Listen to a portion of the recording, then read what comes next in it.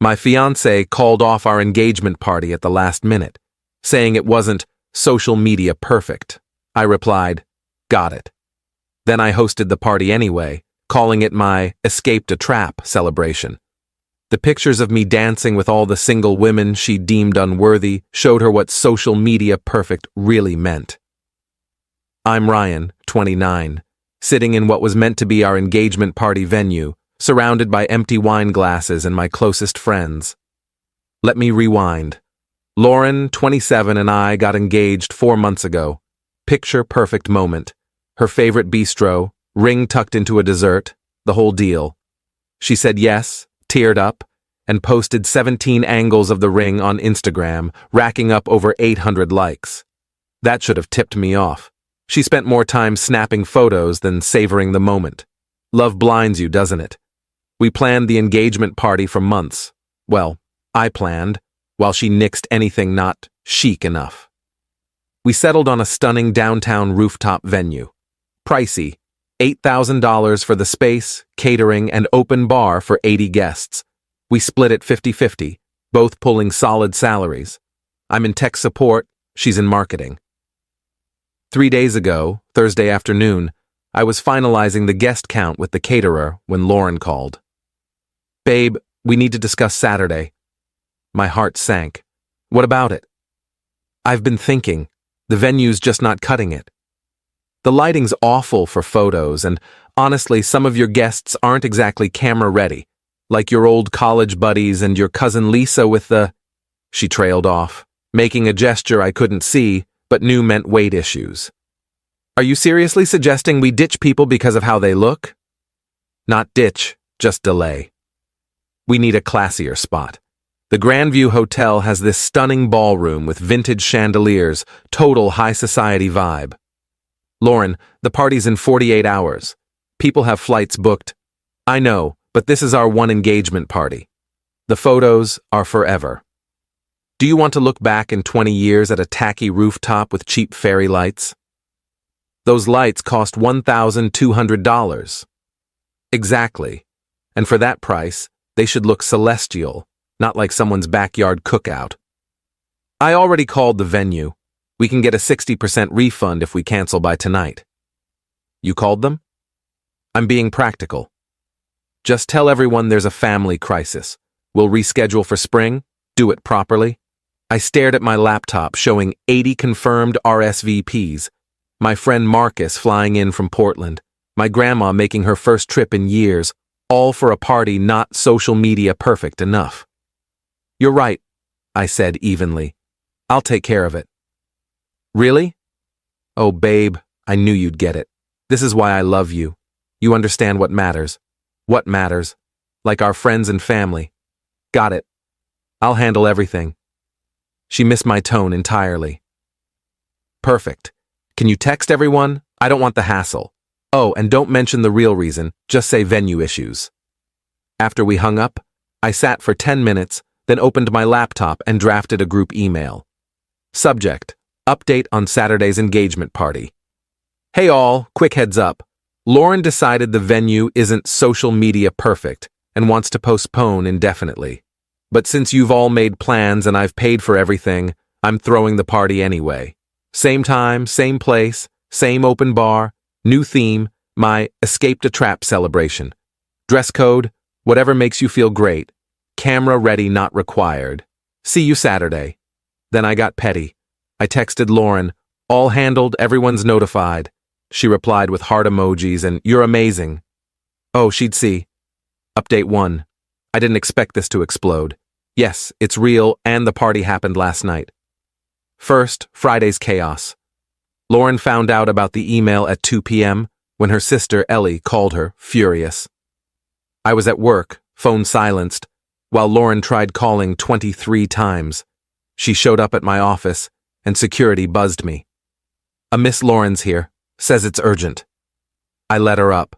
She stormed into the break room where I was eating a wrap. "What the hell, Ryan? I notified everyone like you asked. You told them I canceled for Instagram?" "I told the truth. You said the venue wasn't photo-worthy and the guests weren't either. Should I have lied?" "Yes, my aunt called me vain.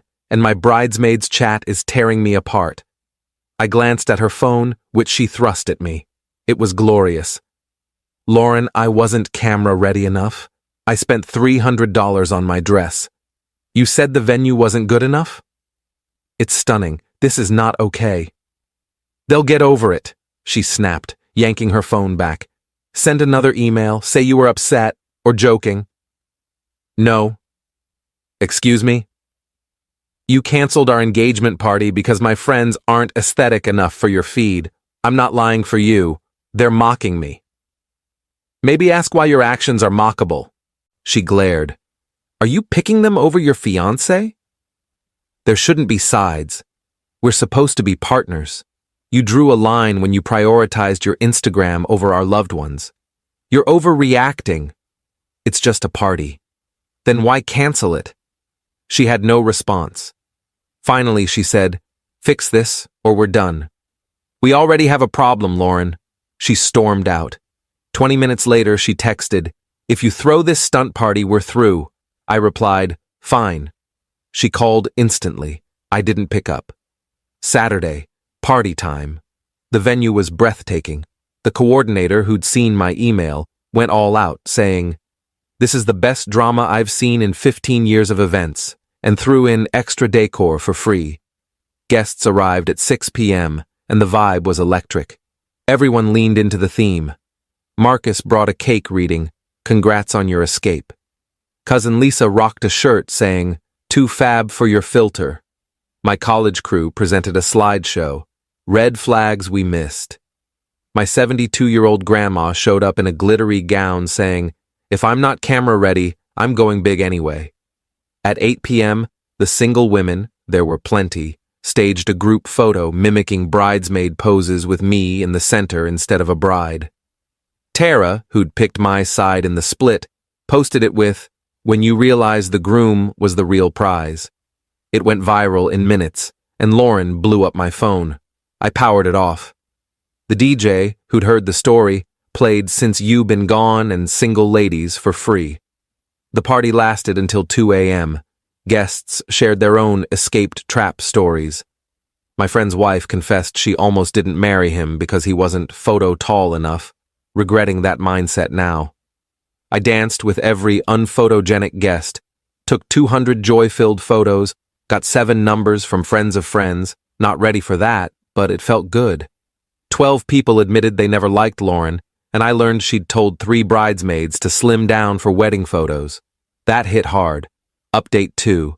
Sunday morning brought a hangover and stormed Lauren. She arrived at my apartment at 9 a.m. with Ellie and her mom, Diane. I answered in yesterday's clothes, probably smelling like bourbon. You look like a mess, Lauren snapped. Thanks. Why are you here? Diane stepped in. To reason with you. How dare you shame my daughter like this? I didn't shame anyone. I told the truth. You made our family a joke. My book club saw those photos. The photos were a hit. My bridesmaid pic with the single women had 500 likes. A TikTok about the escaped a trap party hit 50,000 views overnight. The venue asked to use our story for promotion. I agreed. Fix this, Diane demanded. Post that you were drunk or mad, remove those photos, and apologize to Lauren publicly. No, and no, Lauren sobbed dramatically. I just wanted our moment to be flawless. Is that so bad? Flawless for who? You dissed my cousin's weight and called my friends unphotogenic. I said postpone, not disinvite. Until they got makeovers? Ellie chimed in. You're twisting everything. Lauren just has refined taste. Refined taste or shallow values? Then Lauren went too far. At least I have taste. Look at you, pushing 30, stuck in some average tech job, living in this plain apartment. I was trying to lift you up, make you someone worth dating. Silence. Even Diane looked uneasy. Wow, I said. Thanks for making this easy. Get out. We're not done. Yes, we are. Engagement's off. Keep the ring, maybe it'll photograph well. Her tears vanished. You can't dump me. I should be dumping you. Go for it. That's not. Leave, or I call security. Diane tried again. You're making a huge mistake. What, keeping my average job and plain apartment? I'll risk it. They left, but Lauren grabbed my arm. This isn't over. You humiliated me. Everyone thinks I'm a shallow snob, then prove them wrong or right. Your call, but not here. Monday brought more. Lauren went full meltdown online, posting about how I'd twisted the story, turned people against her, and shown my true controlling side. She claimed I threw the party to spite her, and that she'd doubted my stability for months. Problem is, our mutual friends were at the party. They saw her email admitting the Instagram excuse. They had screenshots. Comments tore her apart. We were there, Lauren. Stop lying. You told me to lose 15 pounds for your wedding pics. Didn't you make Ellie change her hair color for better photo contrast? My favorite, from Tara. Babe, the only thing he controlled was that open bar and we're grateful. Lauren started blocking anyone who didn't back her, cutting off 40 people in 2 days. Her voicemails got wild. You destroyed my reputation. No one respects me now. My followers are gone because of you. She had 3,000. You'll regret this when you're alone forever. That last one made me laugh. Alone sounded great. Update 3. Yesterday, things escalated. My apartment office called about a noise complaint tied to Saturday's party, which was downtown, not at my place. Then my boss pulled me aside. Someone sent an anonymous email to HR, claiming I was erratic and had shamed a coworker. Lauren doesn't work with me, suggesting I was a risk to company culture. My boss, who attended the party with his wife, told me to ignore it but document everything. The real twist came last night. Lauren's dad, James, who'd stayed quiet, texted, "Can we talk, man to man?" I met him for coffee this morning. He looked exhausted. Lauren's talking about suing you for the venue deposits. She got a 60% refund when she canceled. I covered the rest to keep the party. She says that was for a new venue. She never booked one. I have texts where she wanted to delay indefinitely.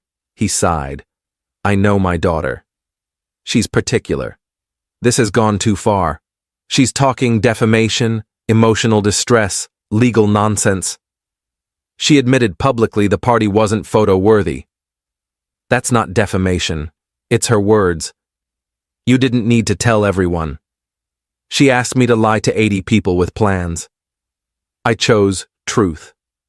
James stared at his coffee. Between us, Diane and I never liked how Lauren treated you. Constant nitpicking, demands, embarrassing you in public. We thought marriage might settle her. Marriage doesn't fix people, James. No, it doesn't. He paused. Was there someone else? Is that why the party? I showed him my phone. See me with one specific woman? I danced with grandma's cousins, friends' spouses. This wasn't revenge. It was about celebrating with people who value me, not their social media. He nodded. You're better off. I'm starting to see that. As we parted, he shook my hand. The party looked like a blast. Diane was mad she wasn't invited. She would have been if Lauren hadn't canceled it for being too basic. This morning, I learned Lauren created a Facebook event for a real engagement party next month at the Grandview Hotel's Chandelier Ballroom. She invited everyone from our original guest list. The replies were brutal. Do we need a photo audition to get in? Is there a weight limit? Can't make it. I'm at my not aesthetic enough meetup. Will you check our Instagram profiles at the door? The event vanished in 2 hours. Final update. 2 weeks since the party that shook our social circle, here's the wrap-up. Lauren made a final play. Reconciliation, revenge, or desperation, I'm not sure. She showed up at my office yesterday with a hired photographer, claiming she wanted a couples shoot to prove we were working things out. The photographer looked mortified when security stopped them, and I had to explain we weren't a couple. This could fix everything, she insisted. We do a shoot, post about love winning, Everyone forgets the party mess. We're done, Lauren. There's nothing to fix but the optics. I care about reality, not optics. We're over. The photographer slunk away as she stood there. Then she said something that almost made me pity her. I don't know how to recover. Everyone's mocking me. My followers dropped by 800. Brands won't touch me. You ruined my life over one comment about photos. No, Lauren, you tanked your relationships by valuing image over authenticity. I just stopped enabling it. She left silently. The fallout? The venue created an escaped trap package for canceled engagement parties. 3 friends asked to borrow the idea for their own breakup bashes. Tara and I are now good friends, strictly platonic. Cousin Lisa started dating one of my college buddies from the party. Marcus is planning his own trap escaped party for his divorce finalization. I'm better than okay. I'd been so focused on pleasing Lauren, proving I was worthy, that I forgot what it felt like to be myself, surrounded by people who like me for me, not as a social media prop. Last week, I grabbed burgers with friends. No fancy venue, no photos, just laughter until we couldn't breathe. Nobody judged appearances or worried about lighting. It was perfect in its messiness. Ellie, Lauren's sister, texted to apologize, saying Lauren's now pre-approving everyone's social media posts and demanding they delete any photo where she's not flawless. Ellie's words, I thought you overreacted, but damn, you dodged a warhead. The ring? I told her to keep it, but she mailed it back, saying it wasn't the style she wanted. I sold it and donated half to a charity teaching photography to low-income kids. I posted the receipt online, petty maybe, but oh so satisfying. The red flags were glaring. Lauren cropping people from photos, demanding retakes, making me swap shirts 3 times for a casual brunch post, positioning herself to outshine anyone less attractive in group shots. I thought that was just how relationships worked. Love meant molding yourself to someone's ideal image. I was wrong.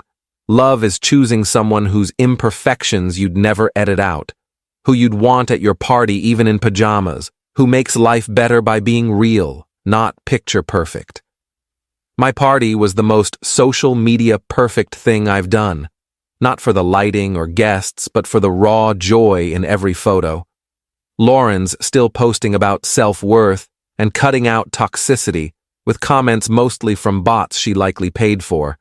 My party pics are still circulating, tagged hashtag escaped a trap party. Grandma's already planning her outfit for my next not wedding bash, worth every cent of that venue cost. Thanks for reading, Reddit.